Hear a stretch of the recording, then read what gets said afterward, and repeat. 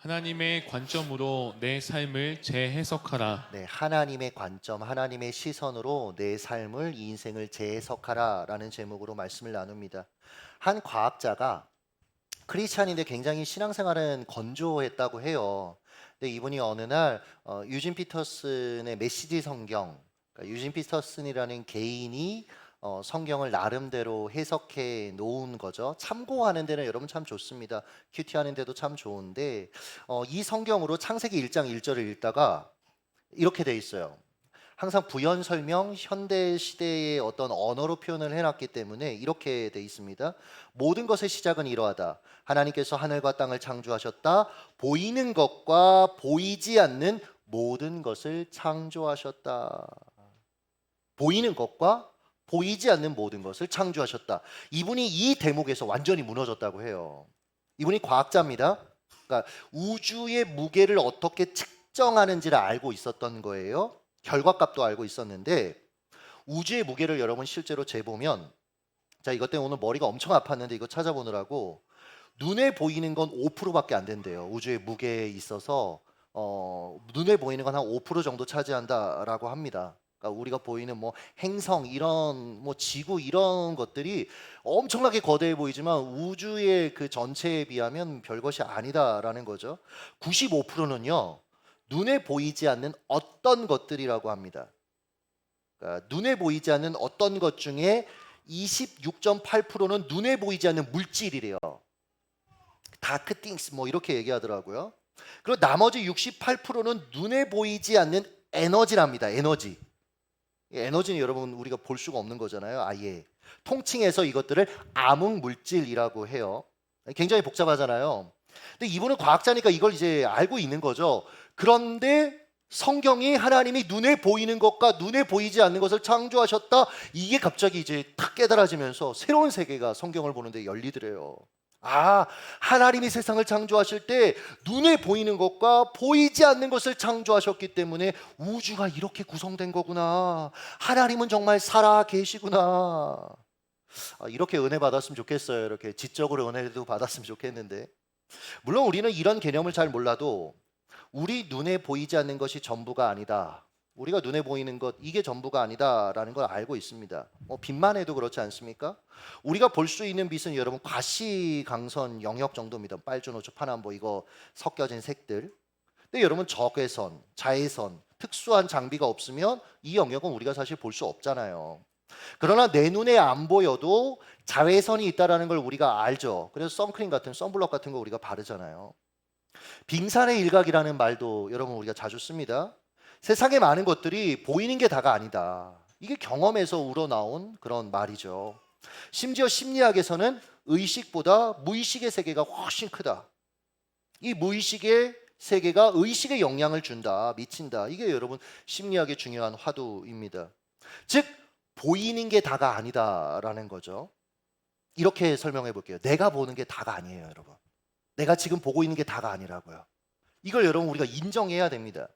신앙을 여러 가지로 정의할 수 있겠지만 신앙은 내게 보이는 것이 전부인 것. 이게 모든 것이야. 내가 보는 게 전부고 내가 그렇게 보는 것을 판단하고 받아들이는 것. 이게 전부야. 이렇게 여러분 사는 게 아니라 하나님의 관점으로 사는 겁니다. 하나님의 관점으로 이 인생을 보고 살아가는 겁니다. 이런 관점으로 이사야서 1장 1절을 한번 읽어보시죠. 시작. 유다 왕 우시야와 요담과 아하스와 히스기야 시대에 아모스의 아들 이사야가 유다와 예루살렘에 관하여 본 계시라. 자, 이사야가 살았던 시대에 네 왕이 언급되어 있는데 여러분 이 시대는 뭐 쉽게 얘기하면 강대국의 침략에 정말 많이 시달리던 그런 시대입니다. 우리가 우크라이나 전쟁 보잖아요, 여러분. 여러분 전쟁이 그냥 군인들끼리 싸우는 걸로 끝나지 않아요. 그러니까 여성들 같은 경우에 정말 성적으로 많이 착취당하고 아이들 여러분 그 어린 그 아이들이 희생당하고 불안해하고 두려워하며 살아가는 것. 이번에 한 기사를 보니까 의족, 의수 왜냐면 이런 것들이 너무 부족하다는 거예요. 전쟁으로 너무 많은 사람들이 팔도 잘리고 다리도 잘리고 근데 이거를 이제 대체할 수 있는 것들은 없고 그러니까 여러분 정말 끔찍한 상황인 거예요. 이런 상황 속에서 뭐 나라의 경제, 외교, 군사력 무엇 하나 멀쩡한 게 이스라엘 시대에 없었던 겁니다. 나름대로 소위 전문가들이 원인을 진단했겠죠. 자기들이 보는 대로 이렇게 나라가 지금 이렇고 세계 정세는 이렇고 대안은 이렇고 일반 백성들도 나름의 견해들을 가지고 있었을 것입니다. 그런데 하나님 보시기에 하나님 관점으로 보기에는 그들의 원인 진단은 엉망이었다라는 거예요. 그래서 하나님이 직접 그들이 무너진 이유, 이렇게 된 이유를 알려주신 겁니다. 그래서 1절을 여러분 다시 눈으로 보시면 이사야가 유다와 예루살렘에 관하여 본 계시라라고 되어 있어요. 계시, 히브리어로 하존이라는 단어인데, 하존은 본다라는 뜻을 가진 동사 하자에서 파생된 단어입니다. 그러니까 단순히 이 하자는 보는 행위를 의미하지 않아요. 그러니까 응시하고 분석하다라는 뜻을 갖고 있습니다. 즉 이사야가 이스라엘과 유다에 관해 본 그 계시다라는 이 말은 당시 그들의 수준에서 보는 그 현실이 아니고 하나님의 관점으로 재구성한 현실을 너에게 알려줄 거야 라고 이렇게 이야기하고 있다라고 이해하시면 된다라는 거죠. 자, 이제 이사야서를 어떻게 읽어야 될지 여러분 좀 방향을 잡으셨으리라 생각을 합니다. 하나님의 시선으로 내 삶을 점검하는 책이에요. 하나님의 시선으로 세상을 여러분 바라보는 책이다라는 거죠. 그런데 우리는 여러분 반대로 하지 않습니까? 내 시선으로 성경을 점검해요. 하나님의 역사를 점검해요. 내 시선으로 하나님을 판단합니다. 그러니까 혼란스러운 겁니다, 여러분. 어리석은 거죠. 이러면 여러분 돌파구가 사라집니다. 우리의 돌파구는 하나님이거든요. 이사야 시대 사람들 암담한 현실 속에 돌파구가 필요했습니다. 나라가 강대국으로부터 언제 무너져도 이상하지 않았어요. 그럼 하나님의 시선으로 자신들을 바라보면서 회개하고 돌이켜야 됐어요. 하나님 원하시는 게 이거였거든요, 1차적으로. 그런데 그냥 자기들의 눈으로 보면서 그냥 여전히 여러분 자기 눈으로 본다는 게 뭐예요? 사람은 자기 눈으로 본다. 이기적으로 보는 거예요. 자기 중심적으로 보는 거예요. 인간은 그렇잖아요. 내 중심으로 봅니다. 그러니까 여전히 전쟁 중에도 여전히 나라가 어려운 중에도 돈 있는 사람들, 힘 있는 사람들은 가난한 사람들을 착취하고 그 사람들 돈 빼앗고 악행을 행하고 자기 눈에 보기 좋은 대로 나름대로 자기 형편에서 다 지멋대로 살았던 거예요. 안타깝죠, 여러분. 자, 또 하나 좀 짚고 넘어갈 건 오늘 설원이니까 이사야서는 여러분 선지서입니다. 대선지서라고 우리가 얘기하잖아요. 여러분 선지서, 이 선지서의 역할이 무엇이냐면 하나님의 백성들이 잊어버린 것을 다시 기억나게 하는 거예요. 이사야서에 자주 등장하는 이미지가 출애굽 이미지입니다. 430년 만에 하나님께서 은혜로 노예 상태에 있는 당신의 백성들을 모세를 통해 자유인이 되게 하셨잖아요. 그 과정에서 놀라운 기적을 보여주셨고 광야에서 하나님이 보호해 주셨습니다. 그런데 다 잊었어요. 시간이 흐르니까 다 잊었어요. 망각이라고 하죠. 그리고 여러분 그냥 시간이 흘러서 잊어버린 것만은 아니에요. 다른 것에 관심을 빼앗기다 보니, 다른 것을 사랑하다 보니 잊은 겁니다. 변질이라고 하죠. 하나님이 아니라 만들어진 우상. 여러분 왜 이스라엘 백성들이 계속 우상을 섬기냐면 내 본성하고 잘 맞거든요. 여러분 사람들이 우상을 만드는 이유는 내가 원하는 대로의 신이 필요한 거예요, 여러분. 거기에 대해서 지지해주고 거기에 대해서 잘한다고 얘기하고 그래서 여러분 우상들 보면 우상 신전에 가서 보면 여러분 매춘 얼마나 많았는지 모릅니다. 동성애 이런 거 정말 많았어요. 악한 아이들 자기 자식을 불에 태워서 죽이는 인신제사하고. 그러니까 여러분 이런 우상들의 마음을 빼앗기고 삶을 빼앗긴 나머지 결국 어떻게 된 거예요? 하나님을 잊은 거예요. 변질이죠, 변질. 우리의 모습 아닙니까? 우리가 항상 망각 혹은 변질 어딘가에서 줄타기를 하면서 살 때가 많아요. 그때 말씀의 역할이 뭡니까? 다시 하나님이 원하시는 삶을 기억할 수 있도록 돕는 거죠. 기억해내게 하는 거예요. 하나님이 세상을 보시는 대로 세상을 보고 하나님이 원하시는 대로 삶을 고쳐 살아갈 수 있도록 말씀이 돕는 것이죠.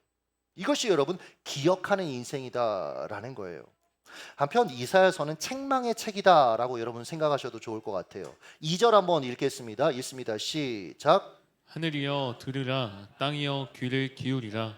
여호와께서 말씀하시기를. 이상하지 않아요? 왜 이사야가 땅이여 들어라, 왜 백성들한테 얘기해야 되냐? 너희야 들어라가 아니라 왜 땅이여 들어라, 하늘이여 들어라, 귀를 기울여라, 하나님께서 말씀하시기를 이라고 했을까요? 당시 백성들이 하나님의 말씀에 관심이 없었어요. 그러니까 귀를 기울이지 않았다고요. 그래서 하늘에 대고 땅에 대고 지금 이야기하는 거예요. 여러분 생각해 보면 그들에게 하나님에게 그들은 자식이었거든요. 자식이 부모 말을 안 들어요. 부모 말에 귀를 닫아요. 여러분 이것만큼 부모의 마음을 아프게 하는 게 어디 있습니까? 그래서 하나님 말씀하시죠. 내 자식인데 너희들이 나를 거역했어. 그러니까 자식이 부모에게 등을 돌렸다라는 겁니다. 이때 여러분 부모의 마음이 어떻겠어요? 여러분 자식들이 여러분한테 등을 돌리면 여러분 어떠시겠습니까? 심지어 여러분 4절을 보세요. 한번 읽습니다. 시작. 그들이 여호와를 버리며 이스라엘의 거룩하신 이를 만홀히 여겨 멀리하고 물러갔도다. 하나님을 버린 거예요. 아버지를 버린 거예요. 부모를 버린 거예요. 만홀히 여겼다, 무시하고 교만한 마음으로 깔봤다, 이런 의미입니다. 즉 부모가 사랑과 헌신으로 자식을 잘 길렀는데 이 자식이 어느 날 성장해서는 지가 똑똑해서 좋은 직장 다닌다고 생각하고 심지어 지가 다 컸다고 스스로 키워준 부모를 어느 순간 우습게 여기는 거죠. 비극이죠. 부모로서 이거보다 여러분 찢어지는 그런 마음이 어디 있습니까? 물론 당시 백성들은 이런 식으로 생각하진 않았어요. 우리는 하나님께 할 도리를 충분히 하고 있어. 우리 예배드리고 있잖아. 우리가 필요한 헌물들도 하고 있잖아. 근데 여러분 이런 겁니다. 이거는 마치 부모를 막 무시하고 부모로부터 마음이 떠난 이 자식들이 의무적으로 용돈을 드리는 거예요. 한 달에 한 번씩 용돈 드리면서 계좌로 보냈어요? 그리고 그냥 탁 끊어버리는 거예요. 그럼 부모가 기뻐하겠습니까? 내 자식이 이렇게 돈을, 여러분 기뻐하겠습니까? 하나님이 이런 태도로 자신을 취급하는 사람들의 예배를 기뻐 받으실까요? 게다가 여러분 그들이 드린 예배의 분위기가 어땠을지 한번 좀 상상해 봐요. 마음이 떠난 사람들이 같이 하는 여러분 그 식사 자리 어떻습니까? 서로 마음이 떠난 동료들이 회사에서 같은 업무를 해요. 그때 그 사무실 분위기 어색하고 냉랭하겠죠. 싸늘하겠죠. 하나님 앞에 그렇게 예배 드린 거예요. 하나님이 이걸 모르시겠습니까? 그래서 11절을 보면 여러분 같이 한번 읽습니다. 시작. 여호와께서 말씀하시되 너희의 무수한 재물이 내게 무엇이 유익하뇨? 나는 수량의 번제와 살찐 짐승의 기름에 배불렀고 나는 수송아지나 어린 양이나 수렴소의 피를 기뻐하지 아니하노라. 여기 보시면 여러분 눈으로 보시면 순양의 번제, 살찐 짐승의 기름, 수렴소의 피, 이건 당시 사람들이 제사로 바쳤던 제물입니다. 여러분 제사의 본질이 뭐예요? 제사의 본질, 죄를 깨닫고 죄의 대가가 뭔지를 경험하는 겁니다. 여러분 내 죄를 대속하기 위해서 당시 사람들은 어린 양을 끌고 왔어요. 그럼 성막 바깥에서 이제 내가 그 양을 직접 잡아야 됐습니다. 그 양은 내가 키우던 양이었고 정든 양이었고 어떻게 보면 나와 같은 양입니다. 이 양을 칼로 푹 찌르는 거예요. 내가 찔려야 되는데 양이 대신 지금 당하는 걸 지금 내가 그렇게 진짜 하고 있는 거예요. 이게 여러분 얼마나 생생하게 느껴졌겠습니까? 그래서 처음 제사를 드릴 때 대부분의 사람들이 통곡한다고 해요. 하나님 이게 난데 내가 이렇게 돼야 되는데. 여러분 우리도 예수 그리스도의 십자가를 보면서 이게 보여야 돼요. 내가 찔려야 했는데, 내가 피 흘려야 했는데, 물론 그것도 의미 없죠. 사실은 죄인이 내 죄의 대가를 어떻게 짓겠어요? 그런데 여러분 예수님이 대신 이 모든 것을 당해 주신 겁니다. 내 죄의 대가를 예수님이 지불해 주셨다라는 거죠. 이게 생생하게 보이는 사람은요 죄에 대해서 민감하게 살아갈 수밖에 없는 겁니다. 게다가 이걸 깨달으면 이제 나를 위해 안 살아요. 왜요? 나를 대신해서 희생하신, 여러분을 위해서 누군가가 여러분 정말 큰 희생을 해요. 목숨을 걸어요. 여러분 우리도 세상에서 그런 분들 의인이라고 칭송하잖아요. 여러분 근데 여러분을 위해서, 여러분 한 사람을 위해 누군가 그렇게 했다? 그럼 여러분 이제 나를 위해 안 살죠. 그 사람을 위해서 오히려 살아가겠죠. 그럼 마찬가지입니다. 이제는 예수를 위해 사는 거예요. 그런데 이사야 시대의 사람들은요 이런 의미에는 관심이 없었고 하나님을 향한 마음은 떠났지만 그냥 의무적으로 제사하는 거예요. 그냥 의무적으로 예배하는 거예요. 이들이 왜 하나님을 향한 마음은 떠났고 우상도 섬기고 있으면서 왜 여전히 제사했을까 좀 생각을 해봤어요. 몇 가지 가능성이 있더라고요. 일단 수백 년 동안 예배 혹은 제사 행위가 습관적이고 문화적으로 굳어졌죠. 우리가 여러분 명절에 저는 명절에 잘 안 움직이려고 하는 사람인데, 먼저 움직이려고 하는 사람인데, 그 도로를 가득 메우면서 막 6시간, 7시간, 12시간 이러면서 여러분 왜 고향에 갑니까? 물론 부모님을 사랑하는 마음이 있죠, 그렇죠? 그러나 이 민족 안에 나름대로 이게 여러분 문화적으로 간습적으로 굳어져 있는 거예요. 그래서 그때 다 한 번에 내려갑니다. 한편 종교적 사회에서 인정받으면서 살려면 기본적으로 남들 앞에서 제사 행위는 해야 되는 거죠.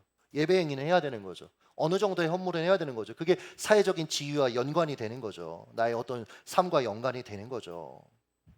그러니까 여러분, 하나님이 이런 식으로 드리는 예배를 어떻게 받으실 수 있겠어요?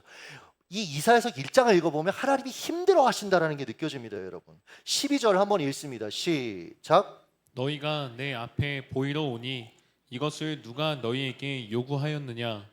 내 마당만 밟을 뿐이니라. 그러니까 마음은 떠났지만 비싼 재물 바치고 종교적 의무 다하며 하나님 기뻐하실 거야. 그들은 착각했지만 하나님은 진짜 아니라는 거예요. 니네 지금 교회 주차장 정도 밟고 간 거야. 니네 예배한 거 아니야. 13절입니다. 같이 읽습니다. 시작. 헛된 재물을 다시 가져오지 말라. 분향은 내가 가증히 여기는 바요. 월삭과 안식일과 대회로 모이는 것도 그러하니 성회와 아울러 악을 행하는 것을 내가 견디지 못하겠노라. 여기 보면 여러분 뭐 성회, 월삭, 안식일, 대회, 그러니까 이렇게 풀어서 이렇게 말씀드릴게요. 내가 너희들의 특별 집회, 주일 예배, 수요 기도회, 찬양 집회 나 견디지 못하겠어. 멈췄으면 좋겠어. 마음은 내게 떠났으면서 예배 행위를 의무적으로 한 뒤에 할 일 다 했다고 생각하는 그 마음 내가 견딜 수가 없어. 예배는 드려놓고 나가서는 악하게 살아가는 그 이중성을 내가 견디지 못해. 제발 멈춰. 사랑하는 여러분, 예배는 우리가 드림으로써 완성되는 게 아니고요, 하나님이 받으심으로써 완성되는 거예요. 자꾸 우리 중심으로 우리가 예배한다고 얘기하는데 아니요, 하나님이 받으셔야 그게 예배인 겁니다, 여러분. 우리의 관심은 여기가 있어야 돼요. 근데 여러분, 우리는 자꾸 드리는 나의 관심이 너무 많죠. 이 시대의 신앙인 중 상당수가 예배를 하나님께 드리는 게 아니고 해치우는 분들이 있습니다. 예배를 견디는 분들이 있어요. 예배 순서대로 뭐 앉았다 일어나고 찬양 따라 부르고 설교 시간에는 졸린 눈을 막 버텨내면서 예배를 드렸다고 생각을 하는 거죠. 한 외국인 목사님이 한국 대형 교회에 초청받아서 왔던 실제적인 일이 있었어요. 실제 일이 있었어요. 이 목사님은 작은 도시에서 작은 교회를 목회하는 분이었는데 그의 책과 그의 삶이 굉장히 아름다워서 저도 굉장히 좋아하고 그런 분입니다.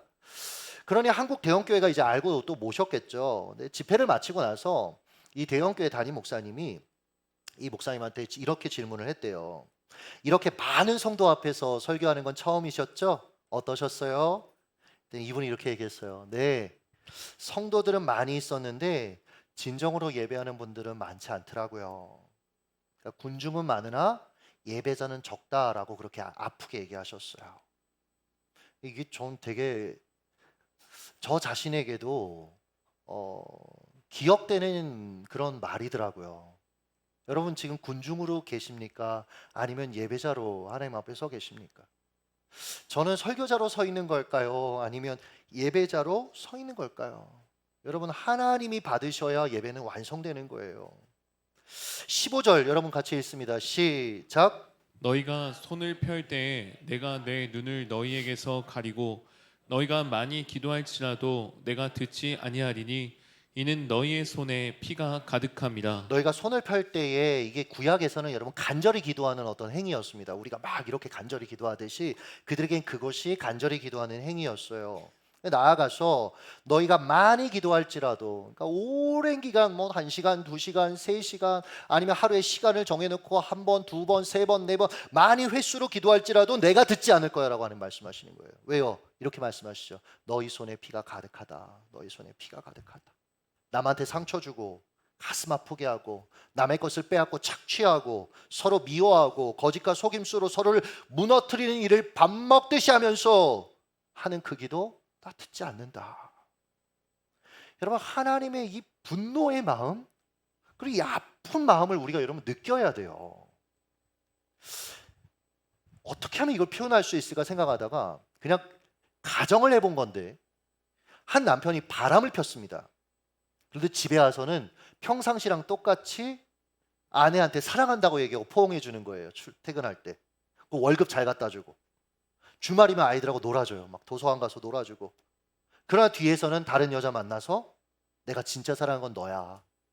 아내하고는 껍데기만 나는 지금 있어. 여러분, 이 사람의 아내가 이걸 만약에 알았다고 생각해 보세요.